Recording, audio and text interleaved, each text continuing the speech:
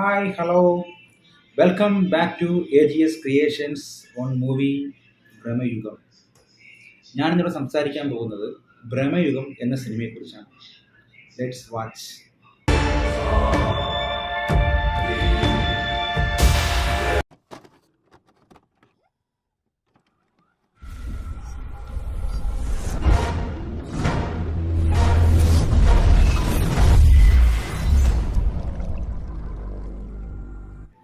രാഘവ് സദാശിവൻ എഴുതി സംവിധാനം ചെയ്ത ഈ ചിത്രം അദ്ദേഹത്തിൻ്റെ മുൻകാല ചിത്രമായ ഭൂതകാലം എന്ന സിനിമയിൽ നിന്നും വളരെ വേറിട്ട് നിൽക്കുന്ന ഒരു സിനിമയും കൂടിയാണ്.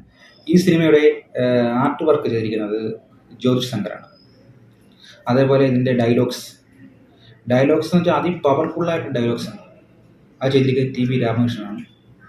അതുപോലെ മ്യൂസിക്, BGM ഇതെല്ലാം അതിഗംഭീരമായിട്ട് ഒരു ഹൊറർ സിനിമയിൽ എങ്ങനെ കാണിക്കുന്നുവോ അതിൽ നിന്നൊക്കെ ഗംഭീരം.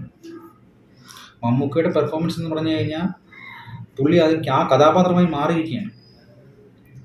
ഒരു എന്താ പറയുക, ആ ഒരു ഓരോ വിഷ്വലും അത്രയ്ക്ക് പെർഫെക്റ്റ്.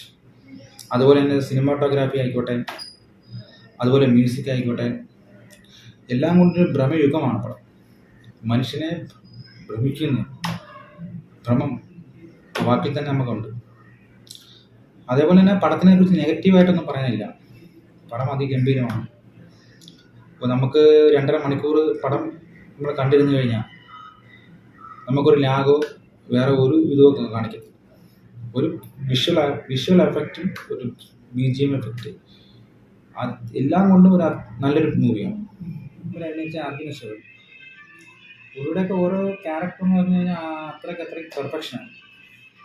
അതേപോലെ സിദ്ധാർത്ഥ് ഭരതൻ, ഇതിൻ്റെയൊക്കെ ഒരു വേറിട്ടൊരു അഭിനയം തന്നെയാണ് കാഴ്ചവെച്ചിരിക്കുന്നത്. ഒരു എന്താ പറയുക, ഒരു ബ്ലാക്ക് ആൻഡ് വൈറ്റ് ചിത്രീകരണം എന്ന് നമുക്ക് തോന്നില്ല. അപ്പോൾ ഇപ്പോഴത്തെ 4K HD അതിനൊക്കെ മികവോട് കൂടിയാണ് ചിത്രീകരിച്ചത്. എല്ലാം കൂടെ നല്ലൊരു മൂവി, പക്ക